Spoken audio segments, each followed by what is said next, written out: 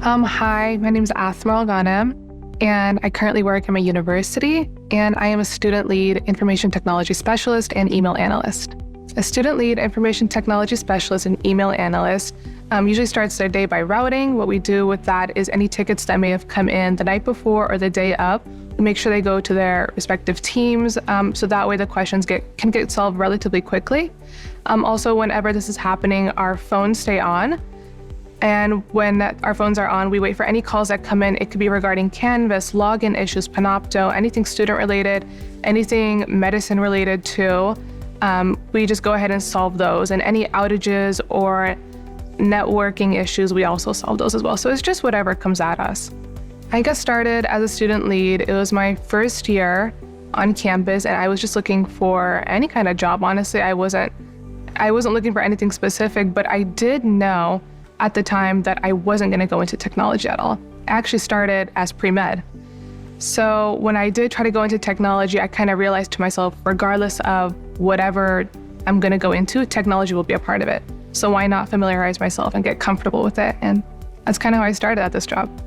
There's a few things that I really like about my job, but the first thing would be just the people I work with. I thought it would be like a really cool environment. Everybody would keep to themselves, focus on whatever projects they're working on, but it's very collaborative. Everybody acknowledges that everyone else has a different part and we all are working towards the same goal.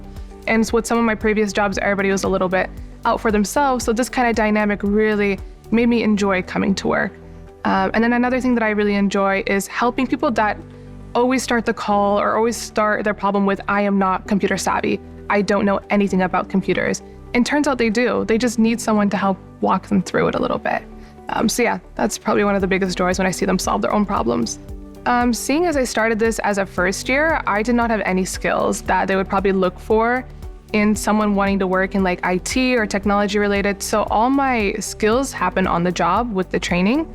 They weren't looking for much except for just basic computer understanding, which I had. So I thought, why not give it a shot? My first big project had to do with my new promotion, and that was dealing with mailmans and lists, and it was all very new knowledge to me. Again, it was on-the-job training, so I was very hesitant towards my ability to be able to solve any questions, especially without a supervisor looking over me. But I remember my first time, it was a really big email list. For some reason, thousands of people wanted to be on it. It was something serious with my company. But I was able to do it on my own, and I was able to even go after and edit it, modify it, and then delete it after when they wouldn't need it. And all of these things happened in like a matter of a week. I was able to understand all of these in a matter of a week, and that's never really happened for me. I'm usually someone that needs a lot more time to understand what I'm doing. But once I did that, once I got into the groove of things, I was really happy with what I was able to accomplish. I guess when I started this job, something that really surprised me was the people that I work with. Everybody, it was more of like a collaborative environment. And even though we all had our own projects to work on, we still all worked together and wanted each other to see the end result, which was like all of us succeeding. Another thing that really surprised me was how busy we were. I had no idea about anything technology related, as my background was all pre-med and healthcare, but seeing as how busy we are, how many people need assistance and how fast they need it too, was really something that was interesting to me because I never thought of it in that way. I always thought, oh, people can wait for technology related, any questions like that.